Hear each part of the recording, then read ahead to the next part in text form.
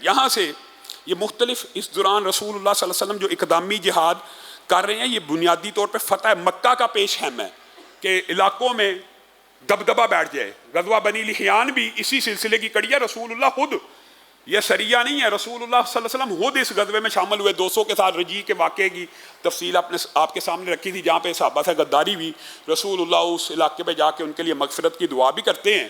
لیکن رسول اللہ کے 200 لشکریوں کی آمد کو سن کے سب بھاگ گئے۔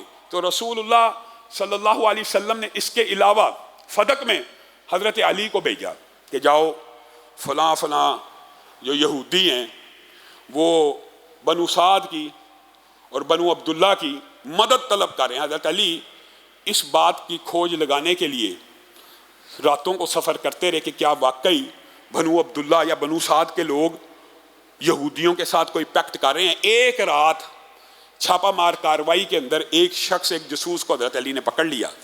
یہ جو سریہ یہ حضرت علی کی قیادت میں تھا۔ حضرت علی نے اس سے پوچھا ہاں کیا معاملہ ہے؟ اس نے کہا یہ بات تو درست ہے، رسول اللہ کو یہ اطلاع پہنچی ہے، سچی پہنچی ہے کہ ہم یہودیوں کے ساتھ، خیبر کے یہودیوں کے ساتھ پیکٹ کر رہے ہیں کہ دوبارہ ان کو مضبوط کر کے دوبارہ مدینے کے اوپر حملہ کیا جائے۔ اچھا پھر مجھے بتاؤ بنو سعد بنو عبداللہ کے خیمے کہاں ہیں؟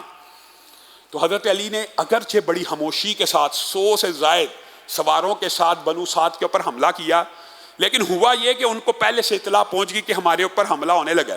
لیکن حضرت علی کی یہ حکمت عملی ایسی کامیاب رہی کہ بعض روایات میں آتا ہے کہ حضرت علی نے یہ مسلمانوں کے وہ اسباب ہیں ان جنگوں کے کہ جس کی وجہ سے مسلمانوں کی معاشی حالت بھی درست ہوتی چلی جا رہی ہے۔ اس اکیلے اس چھاپا مار کاروائی میں بعض روایات کے اندر آتا ہے حضرت علی نے 500 سے زائد بنو سعد کے اونٹوں کے اوپر قبضہ کیا اور 200 سے زائد دودھ دیتی بکریوں کے اوپر قبضہ کیا اور انہیں ہانک کے مدینہ کی طرف لے آئے۔ اسی طرح رسول اللہ صلی اللہ علیہ وسلم نے ایک جو معروف سریہ وہ عبداللہ بن رواحہ کا اور عبداللہ بن انیس کا، جو اس حوالے سے بڑے معروف ہیں، ان کا بھی روانہ کیا۔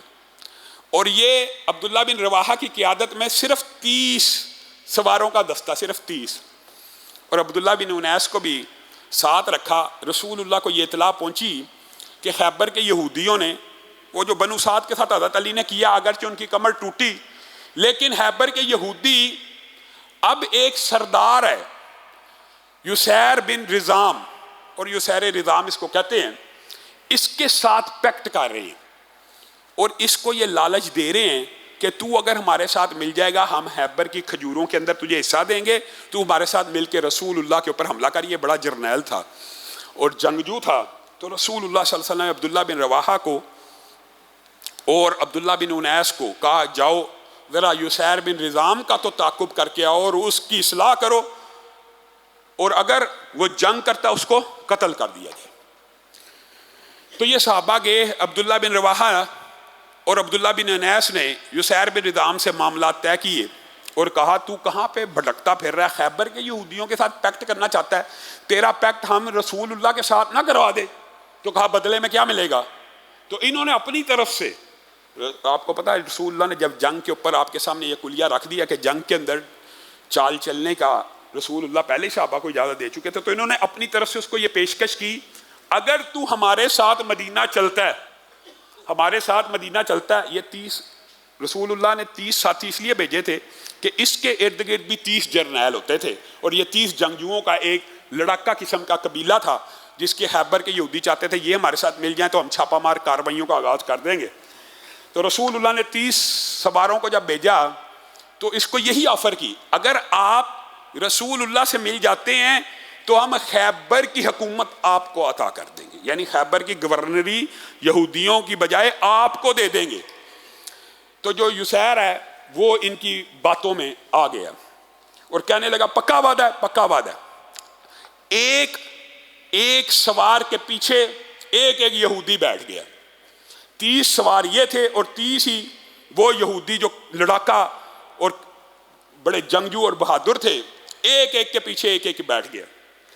اب جب کچھ دور کرکرات السبار ایک جگہ کا نام ہے، وہاں پہ پہنچے تو یسیر کے ذہن میں یہ خیال آیا کہ یہ کہیں مجھے جھوٹ بول کے یا کسی طریقے کے ساتھ اور کسی پلاننگ کے ساتھ تو رسول اللہ کے پاس نہیں لے کے جا رہے.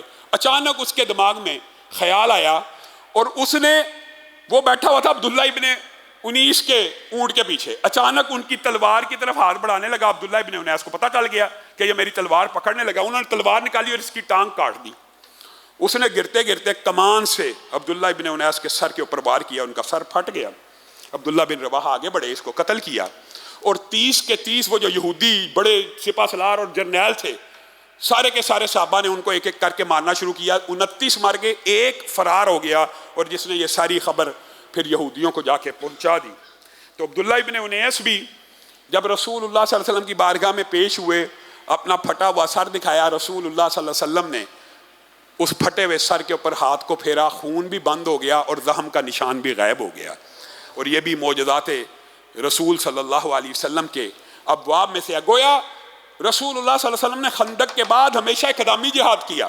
دیکھ فتح مکہ کی جو لوگ اصل میں خندق کے بعد سیدھا فتح مکہ کو جو بیان کرتے ہیں کہ یہ کیا ہوا کہ 2 ڈھائی 3 سال کے اندر اندر ہی اتنا بڑا انقلاب بپا ہو گیا کہ کہیں ہزاروں میں آئے تھے اور ابھی شکست نہیں. یہ رسول اللہ کی حکمت عملیہ تھی اور یہ رسول اللہ صلی اللہ علیہ وسلم کی اقدامی جہاد کی کاروائیاں تھیں مختلف علاقوں کے اندر کہ جس کی وجہ سے یہ ماحول بنا. اور بعد ایسے چند واقعات انشاءاللہ آئندہ آنے والے خطبے میں آپ کے سامنے رکھیں گے. اللہ رب العزت ہمیں سیرت رسول سے جو جذبہ جہاد کا سبق بھی ملتا ہے اس کو بھی اپنانے کی توفیق عنایت فرمائے.